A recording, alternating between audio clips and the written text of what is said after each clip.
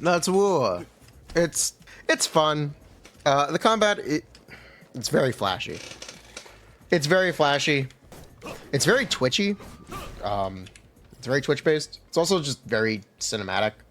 It's cinematic in a way that covers up a lot of issues, I think. The auto parry, for example, just kind of isn't the illusion of difficulty or strategy in an encounter, which is an interesting thing to say. Characters don't really interact with each other.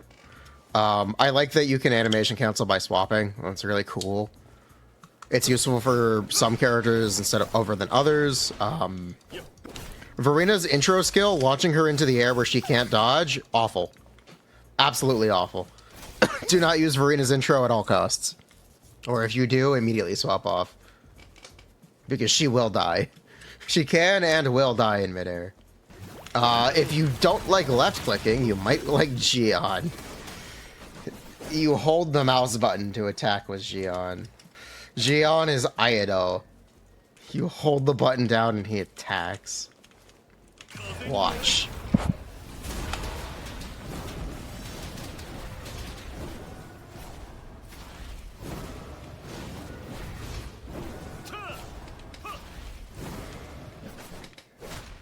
You didn't know that? You've been playing him all week. Well, now you know. Well, now you know. You can hold down the button. It auto parries too? Yes, of course it does. Echo picking. Echo picking is an awful experience, and I can't do it. If I did this for if I did it for a whole week, I think I'd hate myself. We've essentially been echo picking for the last 6 hours. The solution is to not do it for 6 hours. I think the solution is to just not do it. Or drop the game. If it's that, if you find it that as unpleasant as I do, or if you find it more unpleasant than me, just quit. It's not gonna get better. And if it does, it's not worth the hassle of doing it in the first place. Will we continue echo picking tomorrow? We can't echo pick. We need artifact XP. Well, no, we have to echo pick tomorrow, don't we? We have to reroll. We have to get we have to reroll. We have to get our main stats all over again. Oh, don't remind me. This game sucks. Don't remind me. Echo picking is a bad experience. Basically, whole map genocide is not a feature. It's a grind that you have to do. If you like doing whole map genocide in Genshin, if you love artifact routes, this game is made for you. Wuthering Waves is made for you. People are applauding echoes. They shouldn't. I can't, in good conscience, applaud echoes and echo picking. I think it takes way too long to get anything. I think it actually takes way too long to get anything good. Because it's not just farming the main stats. You have to farm your main stats multiple times. Encourage exploring the map. Yeah. People are applauding echoes. I think they just applaud them because of the fancy animations. Wow, look at that animation. I think they don't understand the substat micro-optimization hell that this system is. You have to farm you don't have to farm main stats. You essentially have to farm main stats in Overworld. Any enemy can drop an echo. Every enemy in the game can drop an echo. You have to pick up that echo.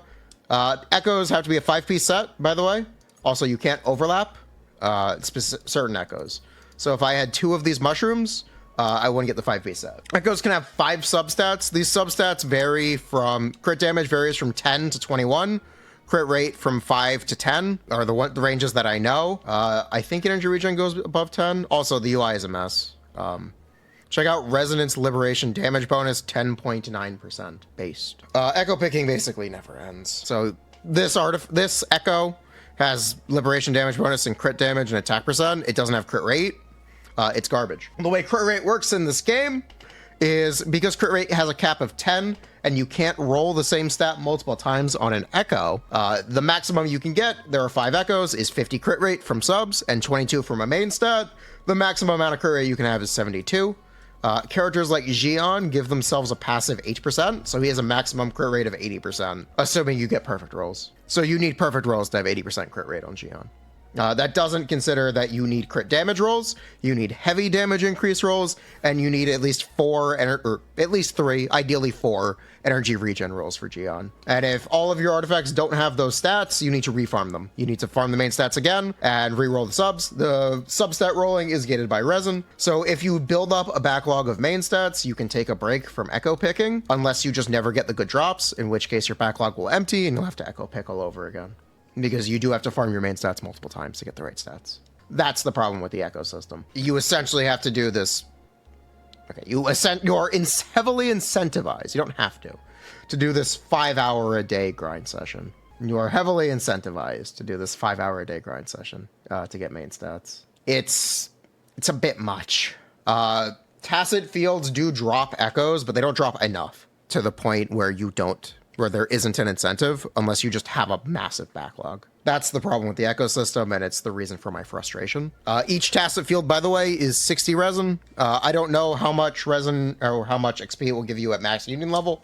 We're currently union level 34 or 33, which is level 60 characters, basically. So we're not really anywhere near the final resin rewards. So I don't want to comment on how expensive it is to level echoes and roll them. But right now, it's quite expensive. Right now. That is something that should get better with time, and as you need to roll less echoes. But yeah, just continually needing to farm your main stats from overworlds doesn't feel like a very good system, in my opinion. It just doesn't feel like a very good system, in my opinion. I think the grind is it's a little too much for me. And I'm someone who enjoys map clears in Genshin. It just feels like too much. Is there any other first impression I can get? Oh yeah, I really like Tower. Tower is the Abyss alternative for this game. Tower effectively requires you to have at least 3 teams built, and it works kind of similarly to a non-randomized version of Genshin's Imaginarium Theater, but with difficult content. 3 teams of 4 or 3 teams of 3. So because we use Gion 4 times here, this one took 1 vigor, this one took 2, this one took 3, and this one took 4. If we were to look at the other side here, Gion is totally drained, but Kelkairo is good to go. The interesting thing about how this is designed is your gear doesn't get locked in. So if you have a 5-star weapon for Gion, you can give it to Kelkairo. So it somewhat incentivizes pulling 5-star weapons for multiple characters, or 1 5-star weapon for multiple characters. A good example of this is if you play Encore and you pull Yinlin on the next banner. Yinlin's 5-star weapon is currently also Encore's best in slot. So if you pull the 5-star weapon for Yinlin, you can have one for Encore, and they can be used on 2 different teams. You can also use the strongest teams to do both the last floors and weaker teams to clear the early ones. Yes. 100%, yes. I really like the tower system as the Abyss alternative. I think it's great. I think it's interesting. It seems like an oversight that you can share equipment. It seems like an oversight, but that's how it is, and it's kind of too late to change it, so take advantage of it. Regarding the banners, they give you so much stuff for free right now that you can effectively get anything you want. I recommend pulling on Gion for Mortify, especially if you play Gion. He ends up being Gion's best support currently, as we understand the game. And then they give you get a random standard banner 5-star in your first 50 pulls or 40 pulls. I think it's 50, which is really cool. And then after that, you're guaranteed one of your choice at 80, and then or one of your choice within 80.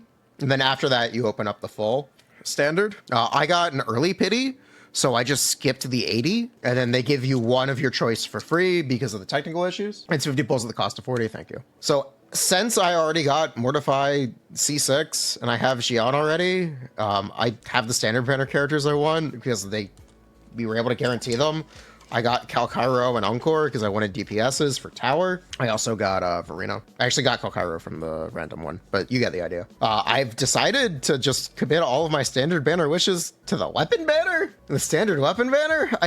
Because I don't think I'm gonna get any useful characters from the character banner, which is really interesting and very different from Genshin. There's been so much free stuff that I actually feel like it's more important to pull for 5-star weapons, which is wild. I'm gonna go for this gun for Mortify. 4-star con's not worth. It's a random standard banner pull. You can't control which ones you get, so why bother?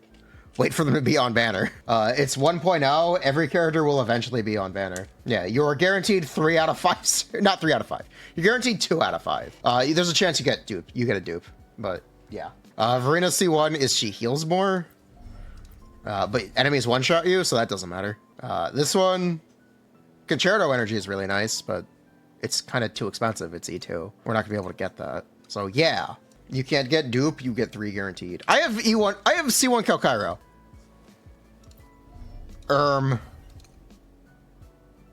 Sauce. Yeah, 1 random, 2 guaranteed. You could choose to get cons. Is there any other impression I want to put out there?